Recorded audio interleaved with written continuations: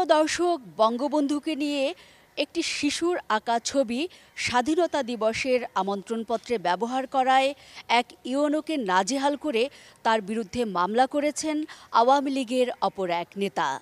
যেখানে বঙ্গবন্ধু নিজেই দলমত নির্বিশেষে সবার নেতা হবার স্বপ্ন দেখেছিলেন, সেখানে বঙ্গবন্ধুকে নিয়ে আওয়ামী লীগের নেতাদের এ ধরনের আচরণকে বাড়াবাড়ি বলছেন বিশ্লেষকরা।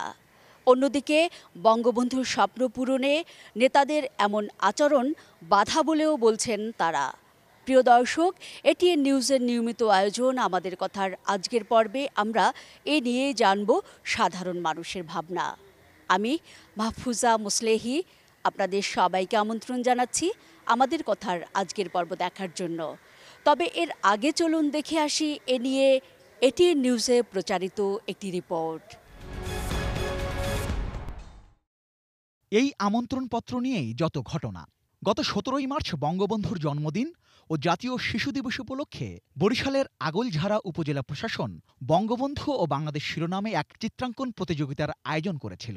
আর সেই প্রতিযোগিতায় পুরস্কার পাওয়া জ্যোতি মণ্ডলের মুক্তিযুদ্ধের ছবি ও পঞ্চম শ্রেণীর শিক্ষার্থী উদ্ধৃতা করের বঙ্গবন্ধুর ছবি ব্যবহার করা হয় 26শে মার্চ স্বাধীনতা ও জাতীয় দিবসের উপজেলা প্রশাসনের আমন্ত্রণপত্রে। আর এতেই ক্ষুব্ধ হয়ে বরিশাল আওয়ামী লীগের ধর্ম বিষয়ক সম্পাদক ও জেলা আইনজীবী সমিতির সভাপতি সৈয়দ ওবায়দুল্লাহ সাজু গত 7ই জুন সেখানকার উপজেলা নির্বাহী কর্মকর্তা গাজী তারেক সালমানের বিরুদ্ধে মানহানির মামলা করেন। অভিযোগ, কার্ডে বঙ্গবন্ধুর বিকৃত ছবি ব্যবহার করা হয়েছে। তারপরই তারেক সালমানকে বদলি করা হয় বরগুনা সদর উপজেলায়। এই মামলায় বুধবার বরিশালের একটি আদালতে হাজির হলে তারেক সালমানকে প্রথমে জেল হাজতে পাঠানো হয়, পরে অবশ্য জামিন মেলে তার। এই সংবাদ প্রকাশের পর সামাজিক যোগাযোগ মাধ্যমে সমালোচনার ঝড় ওঠে। এক শিশুর আঁকা ছবি ব্যবহারের জন্য ইউএনওর বিরুদ্ধে এই মামলার নিন্দা করেন অনেকেই। আমাদের যারা দেখি আমাদেরও বিবেচনা করা উচিত এটি একটি শিশুর ছবি, এবং এই শিশুটির এই ভুল ভ্রান্তিগুলো দেখার কথাই নয়। সেক্ষেত্রে এটা যিনি এটাকে বিকৃত বলছেন তার হয়তো কিছুটা এই বিষয়ে জ্ঞানের কিছুটা গভীরতা নেই। তার মতে ক্লাস 5-এর এক শিশুর আঁকা ছবি দিয়ে বানানো আমন্ত্রণপত্র ঘিরে এমন মামলা করার ঘটনা রীতিমতো অমানবিক। শিশুরা এই যে স্পৃহানি আঁকছে, এইভাবে যদি বাধা দেওয়া হয়, তার ভুল ব্যাখ্যা করা হয়, শিশুরা ভয় পাবে, অভিভাবকরাও ভয় পাবে শিশুদেরকে বঙ্গবন্ধুর ছবি যেন আঁকতে না আঁকে শিশু, সেই দিকে তারা অনুপ্রাণিত হয়ে যাবে। এই ছবি গত ডিসেম্বরে জাতীয় প্রতিবন্ধী দিবসের অনুষ্ঠানের। সেদিন এক প্রতিবন্ধী শিশু নিজের আঁকা ছবি উপহার দিয়েছিলেন প্রধানমন্ত্রীকে। শুধু তাই নয়, গত কয়েক বছর ধরে বিভিন্ন দিবসে প্রধানমন্ত্রীর শুভেচ্ছা কার্ডেও ব্যবহার করা হচ্ছে প্রতিবন্ধী শিশুদের আঁকা ছবি। যে দলের প্রধানের কাছে শিশুদের আঁকা ছবি এতটা গুরুত্ব পায়, সেখানে তার দলেরই এক নেতার এমন মামলা দলেরই ভাবমূর্তি ক্ষতি করবে বলে মনে করছেন এই রাজনৈতিক বিশ্লেষক। কিন্তু আজকাল এই যে নব্য আওয়ামী লীগ বের হয়েছে, ওনারা বোধহয় প্রমাণ করতে চান যে ওনারা বঙ্গবন্ধুকে অনেক ভালোবাসেন। ওনাদের নিশ্চয়ই কোনো উদ্দেশ্য আছে, কারণ আমার কাছে মনে হয় যে এর ফলে কিন্তু সরকারের ভাবমূর্তি অনেক ক্ষুণ্ণ হয়েছে। বঙ্গবন্ধুকে যখন সবার মাঝে ছড়িয়ে দেওয়ার চেষ্টা হচ্ছে, তখন কিছু মানুষের এমন অতি বাড়াবাড়ি তাকে নিয়ে সবার মনে অহেতুক ভয় ঢুকিয়ে দিতে পারে বলেও মনে করেন তিনি। আমার মতে ওবায়দুল কাদের উনি এত কিছু বলেন, ওনাকে অনেকেই পছন্দ করে, উনি একটু বলুন যে এই জিনিসগুলো একটু থামা দরকার। আইন দিয়ে মানুষকে হয়রানি করে জনপ্রিয় থাকা যায় না। Rizwan Faiz, ATN news, Dhaka. প্রিয় দর্শক, রিপোর্টটি দেখবার পর এবার আমরা চলুন দেখে আসি এ নিয়ে সাধারণ মানুষ কি ভাবছেন। তার ছবি একজন সরকারি লোক ব্যবহার করছে, ওইটা ওনার দৃষ্টিকোণ থেকে ঠিক আছে, কিন্তু তার ছবিকে ব্যবহার করা নিয়ে আওয়ামী লীগের যেই নেতা যারা এটা নিয়ে বাড়াবাড়ি করতেছে, তারা কিন্তু উপরের লেভেলের নেতাদের কাছে তাদেরকে হাইলাইট করার জন্যই তারা এই কাজগুলো করেছে। মূলত এটাই তাদের উদ্দেশ্য। আসলে তাদের এই কাজটা করা উচিত হয় না। দেশ আমাদের সবার, কেউ যদি ভুল করে তাহলে সেই ভুলের খেসারত আমাদের সমস্ত জাতিকে দিতে হয়, এবং এই বিষয়টি সেরকমই।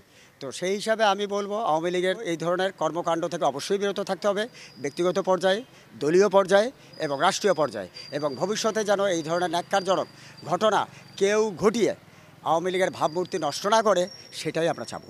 শিশুর কাজ নিয়ে যদি মামলা হয়ে যায় দেশের মধ্যে, তাহলে বিষয়টা কেমন না?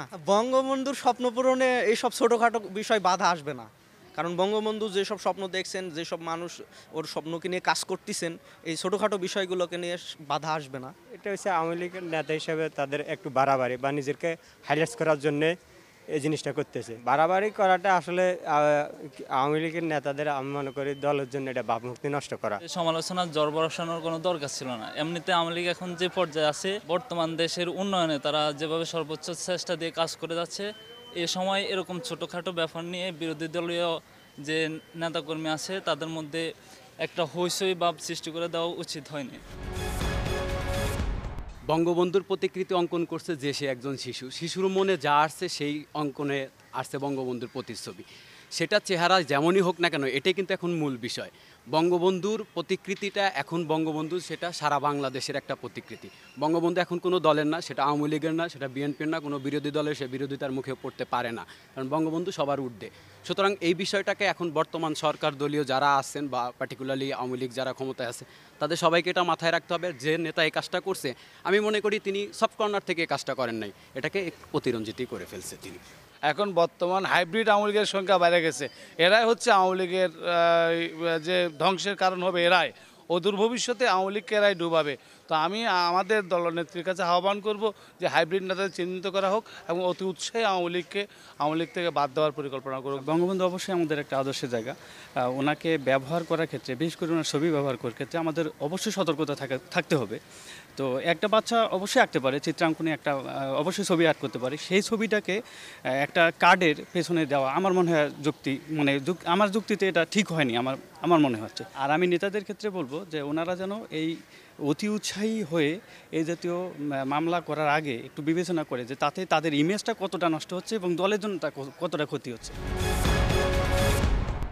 প্রিয় দর্শক, বরগুনার ইউএনওকে নাজেহাল নিয়ে আমরা এতক্ষণ দেখছিলাম সাধারণ মানুষের কথা। এটিএন নিউজের নিয়মিত আয়োজন আমাদের কথার আজকের পর্ব এ পর্যন্তই।